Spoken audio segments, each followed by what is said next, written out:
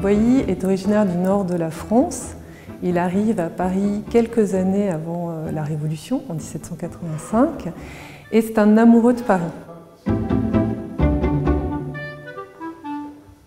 Paris à l'époque est un théâtre à ciel ouvert où se presse cette nouvelle classe sociale, la bourgeoisie émergente, mais aussi toutes les catégories sociales qui vont être représentées par Boilly dans ses œuvres. La singularité du travail de l'œuvre de Boilly, c'est vraiment cette attention portée au mouvement.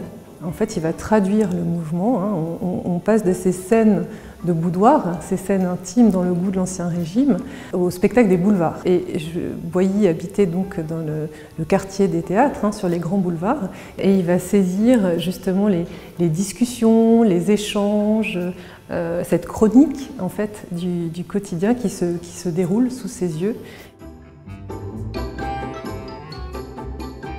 Dans l'arrivée de la diligence dans la cour de la messagerie, un lieu qui a disparu depuis. Donc la peinture de Boilly documente en fait cette gare routière où les voyageurs se pressaient à l'époque.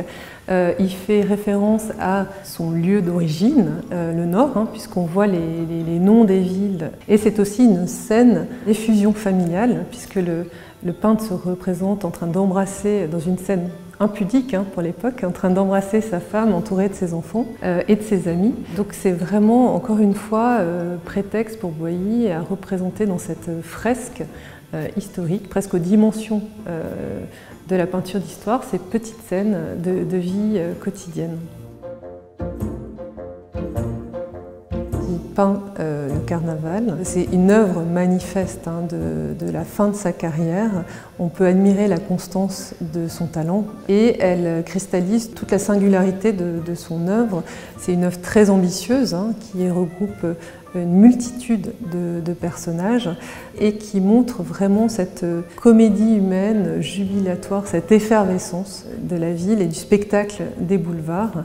Il prend prétexte le sujet du carnaval, cet événement de liesse populaire qui se déroule tous les ans, qui est l'occasion aussi d'une parade, et on retrouve le goût de Boilly pour les déguisements, le travestissement, et il mélange toutes les catégories sociales, toutes les générations.